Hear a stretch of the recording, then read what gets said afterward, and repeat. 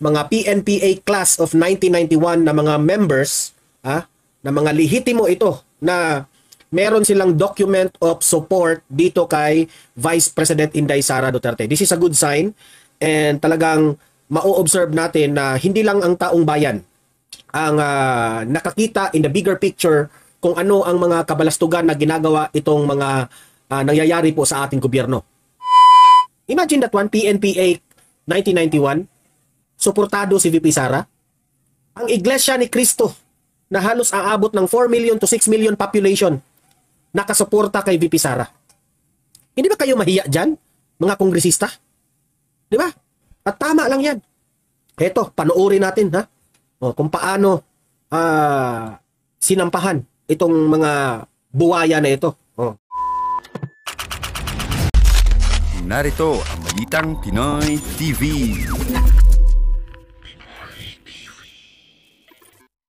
Okay, we are live ngayon sa ating YouTube channel, Donmar TV. At ayan na nga, pag-usapan natin ang mga nangyayari kanina. Okay? So, unahin muna natin itong mga PNPA class of 1991 na mga members, na mga lehitimo ito na meron silang document of support dito kay Vice President Inday Sara Duterte. This is a good sign, and talagang ma-observe natin na hindi lang ang taong bayan ang nakakita in the bigger picture kung ano ang mga kabalastugan na ginagawa itong mga nangyayari po sa ating gobyerno. And at the same time, nagsasalita na rin itong mga retired PNPA. Hindi na nila matiis itong mga kabalastugan ng mga ginagawa ng Administrasyong Marcos. Kailangan na po na ipapakita nila ang kanilang suporta dito kay Vice President Inday Sara Duterte. Pag-usapan natin yan dahil dapat nating alamin ito, ano ang epekto nito, ano ang kagandahan nito sa pagsuporta nila kay Vice President Inday Sara Duterte. Okay, mamaya yan ang una nating pag-uusapan. Bago ang lahat, bago natin ito pag-uusapan, help me po na i-like muna at i-share itong video na ito para guys kakalat ito sa taong bayan. Okay, sabay-sabay nating i-like muna at i-share itong video natin, Facebook at YouTube. 1, 2, 3, go! Okay, like and share para maraming makalam. And also guys, paki-subscribe at paki-follow ito para lagi kayong updated sa mga balita na kagaya nito at ma-notify ang inyong mga cellphones kung meron tayong breaking news. Okay? So, kagaya nito, breaking news ito. So, sabay-sabay nating i-follow, i-subscribe, Facebook at YouTube. Ready? Follow, subscribe. 1, 2, 3, go! Ayan, thank you very much. So, unahin muna natin itong balita patungkol dito sa mga retired PNP class of 1991 members na todo ang kanilang suporta kay Vice President Inday Sara Duterte. Hindi lang taong bayan ang nagrereklamo dito sa mga kabalastugang nangyari dyan sa national budget of 2025. Pati na siguro itong mga PNPA class of 1991. Pagod na sila. At init na ang kanilang ulo dito sa mga buwaya sa gobyerno. Okay? So alamin natin ang buong detalye dito at tayo po ay magre-react dito. Okay? Pasok mga kaibigan at makinig kayo. Play! Lehitimong mula sa mga retiradong miyembro ng Philippine National Police Academy, tagapagkalinga class of 1991 ang kumalat na dokumento ng suporta kay Vice President Sara Duterte. Ito'y may kaugnayan sa kinakaharap na impeachment complaint ng pangalawang Pangulo ng Bansa ay kay PNP. Meaning to say, itong mga PNPA, ayaw rin nila itong mga ginagawa ng Kongreso na imagine that one in just one day in-impeach nila si VP Sara at nakaabot kaagad ng mga 200 plus na mga pumirma. Okay? Wala problema.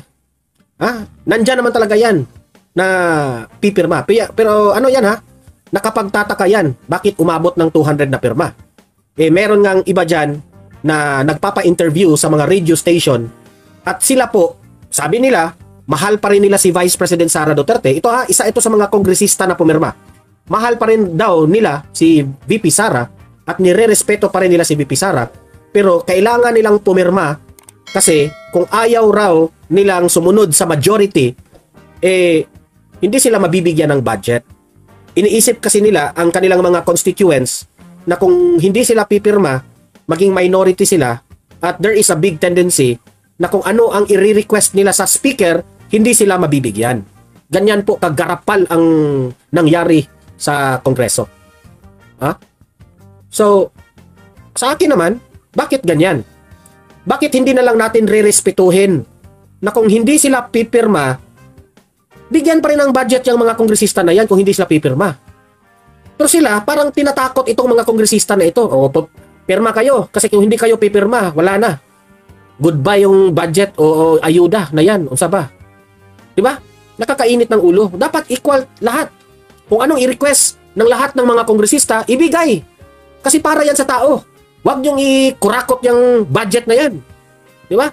Dapat ibigay yan lahat. So, ito yung mga nalalaman po ng mga PNPA ng class 1991. Siguro, sila po ay pagod na dito sa mga napakinggan nila sa balita. Ikarong-klaro naman eh. Hindi naman yun peke, hindi naman yun fake news. May ebidensya naman si Ungab at si former President Duterte. Diznats, maraming salamat yung ating moderator na si Diznats. Diznats, maraming salamat Diznats ha. Sa 500 pesos. Dugay na ko wala nakapakolor. Keep doing what you're doing, Boss Donmar. Ayan, maraming salamat Diznats ha. Kita-kita naman tayo dyan sa EDSA Diznats. Thank you Diznats. Thank you po. Thank you sa pa-orange. Ayan ang liwanag ng chatbox natin. Hoy, sa mga gustong magpakape, please magpakape na kayo. Huwag kayong mahiya. Okay? So, eto pa. Sige, pakinggan natin. Ayan, naglo-loading na. Spokesperson at Police Regional Office 3 Director, Police Brigadier General Gene Fajardo, mayroon siyang mga nakausap na miyembro ng Class 1991 ukol dito. Gayunman sinabi ng general na wala namang kinalaman at hindi umano kasama sa mga ito ang natitirang 3 aktibong opisyal ng PNP mula sa Class 1991. Syempre, ako, Fajardo, yung mga active, syempre, sila? Hindi yan mag-iingay kasi active sila. 'Di ba? Hindi tama 'yan yung mga 3 hindi nag-iingay. Yung dapat ang advice ko sa inyo, huwag kayong pumasok sa politika, huwag kayong kumampi. Huwag kayong kumampi kay BP Sara, huwag kayong kumampi doon sa Romualdez o ni Bangag. Huwag kayong kumampi. Ang kakampihan nyo taong bayan.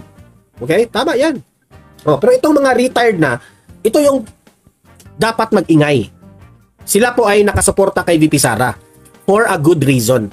Ayaw nila na for the impeachment kasi alam nila kung ano ang magiging epekto ng impeachment. Mataas na proseso yan. Pera na naman ng taong bayan yan. At dahil dyan, mahihinto ang paggawa ng batas. Itong mga kongresista at itong mga senador, ang trabaho nila gumawa ng batas para ikakaunlad ng bansa natin. Now, kung ipupursue itong impeachment trial ni BP Sara, anong batas magagawa nila? Lahat tayo nakatutok doon. Di ba? Away politika. Sino ang kawawa? Tayo, taong bayan. Di ba? Kaya, itong mga PNPA class of 1991, alam ko, yan ang mga sentimiento nila. Hindi nyo maintindihan eh. Ang kakapal talaga ng mga mukha nitong mga kongresistang pumirma. Wala nang ibang inisip. Kung nakita nyo ang vlog ko kaninang umaga, kapala na talagang mukha itong mga kongresistang pumirma eh. Wala. It was the stand of their class at grupo, but yung 3 active po, they will remain political. By the way, Fajardo, ano ang masasabi mo doon sa mga pulis na sinampahan nila ng kaso si Vice President Inday Sara Duterte? Tapos, binasura ng korte. Ano ka na ngayon, Fajardo? Napahiya ka, di ba? Remember? Nung halos nauntog yung ulo ni BP Sara? Anong masasabi mo doon, Fajardo? What can you say about that? Binasura. Ikaw yung yabang-yabang mo doon na kinasuhan si BP Sara. Look at what happened. Binasura, Fajardo. Binasura. Kakahiya ka eh. Kakahiya. Non-partisan at hindi po nila saklaw yung kaisipan ng ibang miyembro po ng klase po nila. Ang dami nyo kasing palusot eh. Alam nyo, Fajardo, ang tama nyo gawin, manahimik. Ang tendency sa inyo, very obvious kayo na kumakampi kayo sa Administrasyong Marcos. Dapat kayo, Fajardo, pulis kayo, ang kakampihan nyo kung anong ikakabuti ng taong bayan. Kakainis kayo. Nitong weekend, kumalat ang isang dokumento mula sa Class 1991 ng PNPA na nagpapahayag ng full support kay VP Sara. Ayon sa grupo, ang impeachment complaint laban kay VP Sara ay isang harassment na walang factual at legal basis. Oh. Isang factual at walang legal basis. Meaning to say, naniniwala po ang sa totoo lang naniniwala po ang mga PNPA class 1991 na malinis po ang ginagawa ni VP Sara. Naniniwala. Yan ay nakakatuwa. At least itong PNPA nag-iisip sa mga hinanaing ng taong bayan. Imagine that one, PNPA 1991, suportado si VP Sara. Ang Iglesia ni Cristo na halos aabot ng 4 million to 6 million population nakasuporta kay VP Sara. Hindi ba kayo mahiya dyan, mga kongresista? Di ba? So tama lang. Itong mga ginagawa ni Alvarez at itong si Topacio. Alam ni Alvarez at ni Topacio, galit na ang taong bayan. Nakikita nitong si Topacio, nakikita nitong si Alvarez, pati itong Iglesia ni Cristo. Ayaw ng Iglesia ni Cristo ng impeachment. Ayaw ng Iglesia ni Cristo sa mga kabalastugang nangyari dyan sa 2025 budget ng Pilipinas. Hindi po ginusto ng INC yan. Kaya nagpapasalamat tayo na merong mga brave na mga Pilipino na talagang kinalaban itong gobyerno natin. Kinalaban itong mga kongreso na gumagawa dito sa mga anomalous. Bakit may blank item sa mga BICAM report? Dapat mananagot kayo dyan. Sino ang nag-fill in the blanks? So dapat ito ireklamo sa Supreme Court. At tama lang yan.